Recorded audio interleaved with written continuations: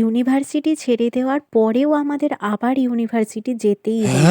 বলছি কেন গিয়েছিলাম আমরা ইউনিভার্সিটি? আমাদের ৩ জনেরই কোনো না কোনো সেমিস্টারের রেজাল্ট আমাদের নেওয়া হয়নি। তো সেই কারণেই আমরা প্ল্যান করেই গিয়েছিলাম যে চল যাই, গিয়ে যার যেটা নেওয়া হয়নি সেই সেমিস্টারের রেজাল্ট আমরা নিয়ে নেব। আর দেখো রেজাল্ট আনতে গিয়ে রেজাল্টের সাথে সাথে আমরা কিন্তু একটা গিফটও পেয়ে গিয়েছিলাম। না মানে গিফটটা দিয়েছিল সুপ্রভা। ঠিক কতটা সুন্দর একটা কানের নিয়ে এসেছিল দেখো আমাদের জন্য। তারপরে আমরা ভাবলাম এসেছি যখন ইউনিভার্সিটি, যাই আমাদের ক্লাসটা দেখে আসি একবার। আজ হয়তো আমাদের ডিপার্টমেন্ট থেকে কোনো সেমিনার ছিল, সেই জন্য ক্লাসেতে কেউ ছিল না, সবাই সেমিনার হলেই ছিল। দেখো আমাদের ক্লাসরুম, তারপরে এই পেছনের জায়গাটা, এই জায়গা, ক্লাসরুম সবকিছুর সাথে আমাদের এত ইমোশন জড়িয়ে আছে যেটা তোমাদের বলে আমি বোঝাতেই পারবো না। দেখো স্কুল লাইফ বা কলেজ লাইফের তুলনায় ইউনিভার্সিটি লাইফের বন্ধু সংখ্যা হয়তো অনেকটাই কম, কিন্তু হাতে গোনা যে 4-5 জন আছে তাদের সাথে বন্ডিং কিন্তু অনেকটাই বেশি।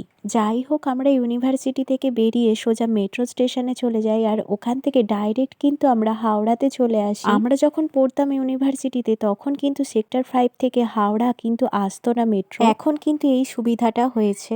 আর দেখো এই জিনিসগুলোই তো মিস করব, যে মেট্রো করে যেতে যেতে এই যে আমাদের ইউনিভার্সিটিটাকে দেখা। তারপরে আমরা হাওড়ায় নেমে স্বর্গের সিঁড়ি দিয়ে স্বর্গের না মানে একদম ওপরে চলে আসি। তারপরে আমরা কোথায় গেলাম সেটা দেখার জন্য চ্যানেলটাকে সাবস্ক্রাইব করে দিতে হবে।